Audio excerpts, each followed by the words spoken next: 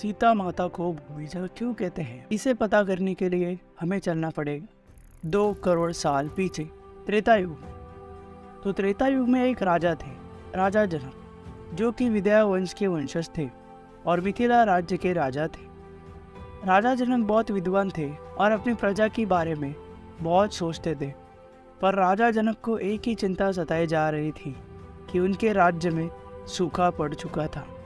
मिथिला राज्य में 12 सालों से बारिश नहीं हो रही थी और जिसके कारण पूरे मिथिला राज्य का जनजीवन खराब हो चुका था। और इस पर उपाय ढूंढने के लिए राजा जनक पहुंचे श्री गुरुदेव के पास। गुरुदेव ने राजा जनक को एक ही उपाय बताया कि राजा, अगर आपको आपके राज्य में सब कुछ सही करना होगा तो आपको आपके राज्य मिथिला के जमीन पर हल चलाना होगा, वो भी सोने के हल से। राजा जनक अपने राज्य के लिए कुछ भी करने के लिए तैयार थे। तो राजा जनक शुरू हो गए।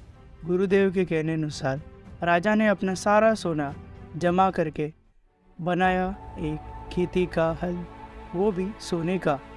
राजा अपने राज्य के लोगों के साथ खेत में पहुंच गए और हल चलाने लग गए। राजा जनक हल चलाते चलाते थोड़ी दूर पहुंचे कि उनका हल रुक गया, मानो कोई चीज़ उनके हल को रोक रही थी।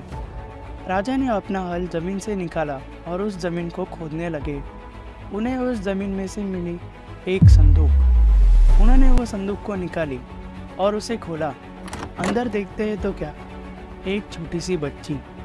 उन्होंने उस बच्ची को अपने हाथ में लिया और देखने लगे कि ये बच्ची ज़मीन के अंदर कैसे आई, और तुरंत वो बच्ची रो पड़ी। उस बच्ची के रोने से बारिश शुरू हो गई। राजा के लिए ये तो एक चमत्कार ही था, क्योंकि 12 साल में पहली बार बारिश हो रही थी उनके मिथिला राज्य में। बारिश तो होनी थी क्योंकि वो छोटी बच्ची हमारी सीता माता थी। उनके आने से मानो पूर्ण मिथिला राज्य में एक अलग ही पॉजिटिविटी फैल गई थी और इसके बाद मिथिला राज्य में कभी भी संकट नहीं आया। तो इस तरह हमारी सीता माता का जन्म हुआ। और सीता माता का जन्म धरती की कोख से हुआ था, इसलिए उन्हें भूमिजा कहा जाता है।